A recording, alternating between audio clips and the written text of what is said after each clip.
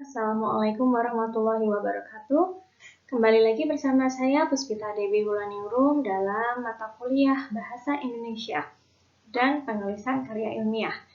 Nah, untuk pertemuan perdana materi kali ini, kita akan mengulas mengenai berbicara, tapi berbicara untuk keperluan akademis. Nah, kita awali dulu dari konsep berbicara. Semua orang saya yakin sudah pernah mengalami berbicara dengan orang lain ya. Saya yakin semua orang pasti ada komunikasi antara satu orang dengan pihak lain. Tapi sudahkah kita paham apakah berbicara itu, dan khususnya untuk berbicara di bidang akademis tentu berbeda dengan berbicara ketika kita berbicara secara non formal. Nah, kita awali dulu dari makna dari berbicara itu sendiri. Jadi menurut tarikan, bahwa berbicara itu adalah kemampuan seseorang dalam mengucapkan bunyi-bunyi atau artikulasi atau kata-kata yang bertujuan untuk mengekspresikan, menyatakan, serta menyampaikan pikiran, gagasan, dan perasaan orang tersebut. Jadi untuk berbicara itu adalah memang skillnya seseorang itu untuk mengucapkan suatu bunyi. Jadi kalau berbicara memang ada kaitannya dengan bunyi, pasti berbunyi, mengeluarkan suara dengan artikulasi dan kata-kata tertentu, itu yang memiliki tujuan juga.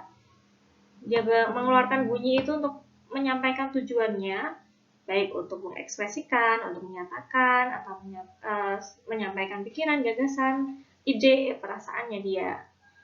Jadi skillnya seseorang untuk mengucapkan suatu bunyi. Bedanya dengan membaca itu kan tidak mengeluarkan bunyi, bisa jadi tidak mengeluarkan bunyi, hanya dibaca saja. Tapi kalau berbicara itu pasti mengeluarkan bunyi dan memiliki tujuan untuk menyampaikan sesuatu.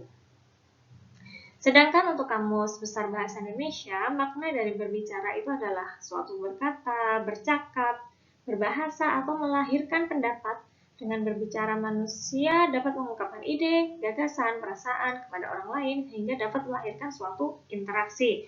Jadi ada tambahan sebenarnya di sini, memberikan atau memunculkan suatu interaksi. Jadi ada percakapan. Biasanya berarti kalau ada interaksi antara satu pihak dengan pihak yang lain, di situ ada seorang menyampaikan sesuatu dengan mengeluarkan suara, mengeluarkan bunyi untuk menyampaikan pendapatnya atau gagasannya atau perasaannya, sehingga akan ada timbal balik antara orang satu dengan orang yang lainnya, pihak yang berbicara dengan yang mendengarkan. Nah, kegiatan berbicara ini biasanya kita bagi dua. Jadi berbicara pada individu dan berbicara pada kelompok. Kalau kegiatan berbicara pada individu seperti kita berbicara dengan teman kita sendiri satu, atau mungkin di masyarakat bisa kita sebenarnya berbicara pada individu tuh ya seperti kita public speaking, seperti itu. Kita berbicara pada sekelompok, misalnya masyarakat, atau berbicara hanya pada personal saja seseorang atau beberapa orang. Nah, bedanya dengan berbicara pada kelompok ini biasanya lebih ke formal, berbicaranya lebih formal ya. Kalau yang berbicara pada individu itu lebih ke non formal, antara satu orang atau beberapa orang. Sedangkan berbicara pada kelompok biasanya sifatnya formal dan lingkupnya cukup besar. Misalnya kita berbicara pada saat seminar, atau misalnya ada kontes debat, misalnya itu juga seperti dengan individu tapi itu lebih formal. Jadi lebih ke sifatnya berbicara pada individu itu yang non formal, sedangkan berbicara pada kelompok umumnya bersifat formal. Nah, selama ini ketika kita berbicara dengan teman kita atau pihak lain, seringkali kita tidak melakukan persiapan ya. Tapi beda cerita atau beda konteks ketika kita berbicara untuk keperluan akademis. Karena keperluan akademis itu sifatnya formal dan apa yang akan kita sampaikan juga bersifat formal, maka perlu kita persiapkan apa yang akan kita bicarakan. Langkah untuk persiapan berbicara, yang pertama kita teliti dulu masalahnya. dengan menentukan maksudnya dulu, kemudian kita menganalisis situasi pendengarnya, kemudian kita tentukan topik dan judulnya. Setelah kita selesai meneliti masalah, kemudian kita bisa menyusun uraiannya. Dari awalnya kita mengumpulkan bahan, kemudian membuat kerangka uraian, dan menguraikan kembali kerangka tersebut secara lebih mendetail. Kemudian kita adakan latihan sebelum benar-benar berbicara ke publik, ke audiens kita sebaiknya mengadakan latihan terlebih dahulu. Kita berlatih dengan suara nyaring. Kita bedah satu persatu untuk bagian meneliti masalah, untuk mencari masalah yang akan kita sampaikan dalam berbicara di keperluan akademis. Yang pertama itu tadi adalah menentukan maksud atau tujuannya. Jadi untuk maksud atau tujuan ini dibagi dua sebenarnya, maksud umum dan maksud khusus. Maksud umum biasanya untuk suatu pembicaraan itu biasanya ada beberapa tujuan-tujuan umum. Contohnya misalnya kita bertujuan untuk mendorong si audiens melakukan sesuatu. Jadi sifatnya adalah persuasif ya. Mendorong itu sifatnya persuasif. Misalnya kita tujuan umumnya biasanya akan mendorong audiens melakukan sesuatu. Kemudian kita misalnya juga ada tujuan umum lainnya selain mendorong, kita juga meyakinkan. Misalnya ketika kita berbicara itu tujuannya untuk meyakinkan audiens, itu juga masih masuk dalam tujuan umum. Tujuannya secara besar, secara global, tujuan dari kita berbicara secara global, kita tuh ingin meyakinkan audiens. Jadi ini sifatnya juga persuasif. Kalau kita juga punya tujuan ketika kita berbicara tuh inginnya si audiens itu bertindak atau melakukan sesuatu, itu juga berarti sifatnya masih persuasif. Dan kalau kita ingin memberitahu hanya sekedar memberitahu ke audiens, maka ini sifat uraiannya itu instruktif. Dan ketika kita ingin berbicara tuh hanya ingin menghibur atau menyenangkan audiens, kita sifat ujiannya berupa sifat reaktif. Nah, biasanya ketika maksud umumnya kita itu untuk mendorong, kita berharap atau reaksi yang kita harapkan, reaksi yang kita inginkan itu biasanya untuk audiens itu audiensnya mendapatkan ilham atau inspirasi atau membangkitkan emosi si audiens. Umumnya seperti itu. Jadi untuk mendorong, tujuan umum yang mendorong itu reaksi yang diinginkan adalah si audiens mendapatkan ilham atau inspirasi, atau juga bisa memunculkan emosi audiens, membangkitkan emosi audiens. Itu reaksi yang diharapkan ketika kita punya maksud umum mendorong. Kemudian ketika kita punya maksud umum, tujuan umum untuk meyakinkan, biasanya reaksi yang kita harapkan, reaksi harapan kita itu adalah si pendengar atau audiens itu memberikan pendapatnya, kemudian lebih yakin seperti itu. Jadi mereka memiliki keyakinan setelah mendengar setelah mendengar dari apa yang kita bicarakan, dia memiliki keyakinan yang kuat dengan apa yang telah kita sampaikan. Atau ada juga ya, reaksi yang biasanya diharapkan adalah setelah meyakinkan, biasanya reaksinya ada pendapat yang muncul. Seperti itu. Kemudian ketika tujuan umumnya kita bertindak atau berbuat, maka harapannya tentu reaksi yang diinginkan adalah munculnya tindakan atau perbuatan tertentu dari audiens.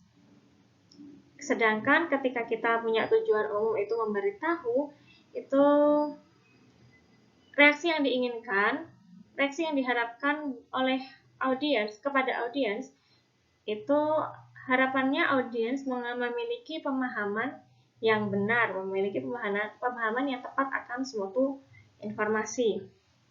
Sedangkan untuk reaksi yang diinginkan ketika kita punya tujuan umum menyenangkan? Biasanya reaksi yang diinginkan itu adalah munculnya minat atau kegemaran dari audiens setelah mendengar dari apa yang kita bicarakan. Karena pembicaraannya menyenangkan, kemudian muncullah minat atau kegemaran yang dialami oleh audiens.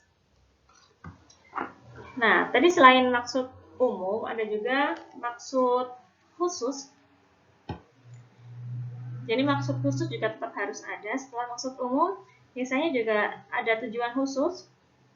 Tujuan khusus ini adalah suatu tanggapan khusus yang diharapkan dari pendengar setelah pembaca menyelesaikan uraiannya. Jadi setelah kita selesai berbicara, maka ada harapan juga setelah pembicaraan ini selesai, si audiens melakukan sesuatu.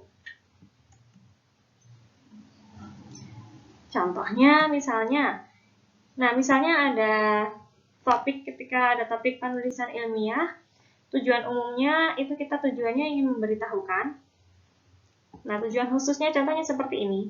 Tujuan khususnya agar pendengar mengerti perbedaan antara tulisan ilmiah dan tulisan non-ilmiah. Itu tujuan lanjutannya. Setelah tujuan umum, karena tujuan umumnya kita ingin memberitahukan saja, tapi memang ada tujuan khususnya. Memberitahukan apa? Memberitahukan pendengar untuk bisa memahami perbedaan antara tulisan ilmiah dan tulisan non-ilmiah misalnya. Kemudian untuk meneliti masalah tadi, setelah kita tentukan tujuan umum maupun tujuan khusus kita, langkah selanjutnya kita analisis situasi pendengar. Yang pertama kita analisis situasinya dulu. Untuk menganalisis situasi, yang perlu kita zoom in adalah lihat tujuan kita. Tujuan dari kita untuk menyampaikan, termasuk juga tujuan dari audiens datang untuk mendengarkan apa yang kita bicarakan. Kita amati tujuannya, kita pastikan tujuan kita itu sudah benar juga. Apa yang kita sampaikan sudahkah sesuai dengan tujuan? Seperti itu. Kemudian selain melihat tujuannya, kita juga lihat adat istiadat yang mengikat di tempat kita berbicara, termasuk adat istiadat yang mengikat audiensnya. Jadi kita perlu sesuaikan adat istiadat yang mengikat. Ketika kita berbicara dengan orang Jawa misalnya, berbeda dengan kita berbicara dengan orang Sumatera. Orang Jawa itu biasanya kalau mau berbicara harus halus, kemudian pakai pengantar panjang, seperti itu. Dan bisa jadi kalau misalnya di daerah lain, misalnya di Sumatera misalnya, kita tinggal berbicara secara tegas saja, tidak perlu banyak omong kosong. Ada beda karakter. Kita perlu tahu adat istiadat si audiens agar apa yang kita sampaikan itu, apa yang kita tuju itu benar-benar diterima oleh audiens, tidak salah-salah gitu. Audiens bisa mendengarkan apa yang kita sampaikan dan bisa memahami serta memaknai apa yang kita sampaikan sesuai dengan harapan kita. Kemudian selain menganalisis situasi, kita juga analisis pendengar. Dari sini kita bisa menggunakan data umum dan data khusus. Data umum itu misalnya jumlah hadirin, jumlah audiensnya berapa, usianya berapa, pekerjaannya apa, pendidikan apa. Kalau misalnya kita berbicara mengenai politik, berarti kita cek dulu keanggotaan politik atau sosialnya dan sebagainya. Itu data-data umum. Ada juga data khusus, misalnya lebih ke pengetahuan pendengarnya mengenai topik yang akan kita bawakan. Kita juga perlu tahu minat dan keinginan pendengar. Ketika kita berbicara di depan orang yang ternyata orang tersebut tidak ingin mendengarkan topik tersebut, kan tentu tujuan apa yang akan kita sampaikan itu tidak sampai ke pendengar, karena pendengar tidak berminat. Maka kita perlu tahu minat dan keinginan pendengar. Dan juga kita perlu membaca sikap dari pendengar. Gesturnya kelihatan ketika dia ingin mendengarkan ataupun dia sedang tidak ingin mendengarkan. Kita pelajari mengenai itu.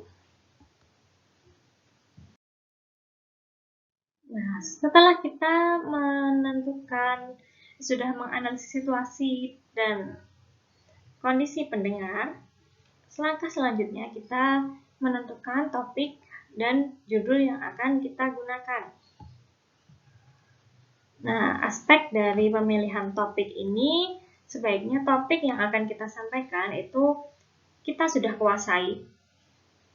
Kita pahami, kita juga tahu cara mencari tambahan data untuk topik tersebut. Jadi topik itu bisa berkembang luas. Selain topik hendaknya kita kuasai, permasalahan yang akan kita sampaikan itu hendaknya juga menarik perhatian pembicara, perhatiannya kita sebagai pembicara. Kalau kita tidak tertarik dengan tema tersebut, tentu penyampaiannya juga tidak ada ghiroh kalau bahasa Arabnya ya, tidak ada semangat dalam menyampaikan. Jadi biasanya ketika kita berbicara kok tidak semangat, nanti akan menyalur ke audiensnya. Audiens juga tidak akan bersemangat dalam mendengarkan apa yang kita bicarakan.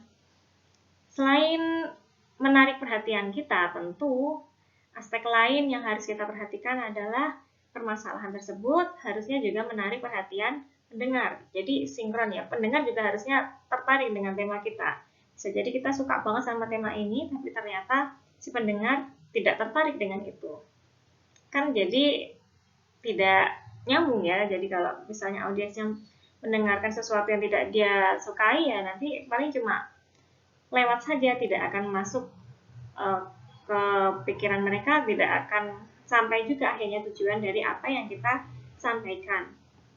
Nah, bedanya topik dengan judul, jadi kalau topik itu mengandung materi pembicaraan atau masalah yang diuraikan, jadi topik itu berkaitan sama materi pembicaraan dan masalah yang diuraikan, sedangkan judul itu lebih ke slogan, semacam slogan yang bisa menggambarkan topik, tapi dalam bentuk yang lebih menarik, jadi lebih menarik pembaca, menarik pendengar. Nah, langkah selanjutnya setelah kita sudah benar-benar tahu tujuan kita apa, kita sudah menganalisis pendengar, kemudian kita juga sudah menentukan topiknya, maka kita sudah bisa menyusun uraiannya. Tahapannya yang pertama jelas untuk kita kumpulkan dulu bahan-bahannya. Kita bisa mengumpulkan bahan dari mana saja yang bisa mudah kita akses, bisa dari buku, bisa dari internet. Kalau sekarang sudah sangat mudah mencari bahan ya. Kita kumpulkan dulu bahan-bahannya, kemudian setelah bahan-bahan terkumpul, kita buat kerangka karangan. Jadi kita buat outline atau kerangka karangan, apa yang akan kita sampaikan itu agar tersusun rapi, maka kita buat outline-nya. Dari mulai pendahuluannya, kemudian isinya mau kita sampaikan dari mana dulu, dari subbab apa, kita atur subbabnya sampai ke permasalahan, benar-benar terurai secara mendetail. Kita buat kerangkanya agar memang nanti apa yang kita sampaikan itu tersusun rapi. Jadi pendengar pun nanti akan menerima apa yang kita sampaikan secara terstruktur. Kalau terstruktur kan tentu akan lebih mudah nantinya bagi mereka menanggapi atau mendapatkan pemahaman dari apa yang kita bicarakan. Kemudian kita uraikan lagi secara mendetail. Setelah kita membuat kerangka karangan, baru kita uraikan. Di setiap outline itu kita uraikan secara lebih mendetail, secara lebih gamblang, kita kuatkan dengan bahan-bahan dan bukti-bukti pendukung. Nah, langkah selanjutnya, kita setelah memang benar-benar materi itu sudah siap, sudah kita tentukan tujuan, kemudian sudah kita analisis audiens, dan kita tentukan topik dan judul. Setelah itu kita buat isi dari apa yang kita sampaikan tadi. Kemudian kita sebelum mulai presentasi, kita bisa mengadakan latihan terlebih dahulu dengan berbicara nyaring. Jadi misalnya kita kalau latihan presentasi bisa di depan cermin, kita melihat diri sendiri berpresentasi, kira-kira memang tampilan kita itu memang sudah meyakinkan atau belum. Nah, berarti kalau mengadakan latihan ini layaknya kita melakukan presentasi sungguhan, hanya saja audiensnya bukan audiensnya langsung. Jadi kita hanya sekedar berlatih, tapi berlatihnya memang berlatih tampak seperti sebenar-benarnya. Jadi audiensnya kita hanya anggapan saja ada audiens di sana. Nah, langkahnya berarti nanti sama dengan saat kita ingin berpresentasi. Yang pertama, untuk presentasi itu hal yang paling utama itu kita perkenalkan diri dulu. Jadi kita tidak langsung membicarakan topiknya, tapi kita kenalkan diri dulu. Apalagi audiensnya misalnya tidak kenal dengan kita kenalkan diri dulu agar terjalin kedekatan. Biasanya kalau kita saling-saling kenal, maka nanti akan lebih dekat gitu ya dengan audiens. Kita perkenalkan diri dulu, kemudian kita sampaikan judul yang akan kita bicarakan nantinya. Kemudian kita buka presentasi sambil konsentrasi pada, ini bukan sambal ya, ini sambil konsentrasi pada pesan atau informasi yang akan kita sampaikan. Jadi kita dibuka juga kita tetap dalam pikiran kita, dalam hati kita sudah mempersiapkan, habis membuka ini saya melakukan apa sesuai dengan apa yang sudah kita buat tadi di uraian, sudah ada outline-nya, sudah ada bahannya, sambil konsentrasi pada pesannya, informasi yang akan kita sampaikan. Kemudian kita mulai presentasi itu perlahan, jadi tidak perlu tergesa-gesa. Kita presentasi itu perlahan, tapi sesuai urutan yang sudah kita persiapkan sebelumnya.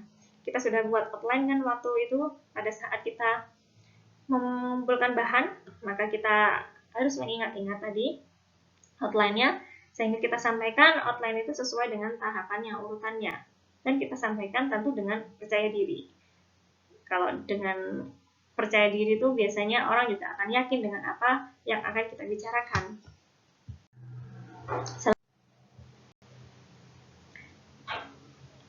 Miliki juga argumen yang tepat. Jadi tadi saat mengumpulkan bahan kita juga sudah berpikir argumen yang tepat untuk setiap kalimat presentasi yang kita sampaikan.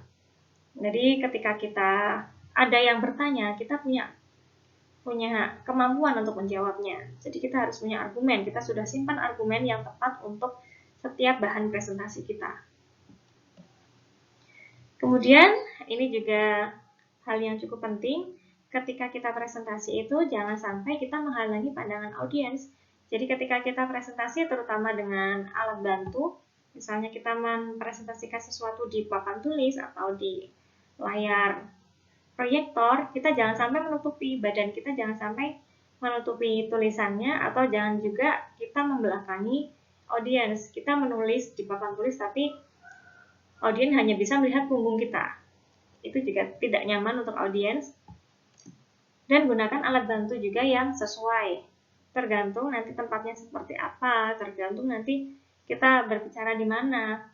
Kalau kita berbicara di ruangan, kita bisa menggunakan proyektor. Tapi ketika kita di ruangan terbuka, mungkin kita perlu alat bantu yang lain. Misalnya alat untuk simulasi tertentu, misalnya kita bawa kertas atau membawa contoh barangnya gitu misalnya.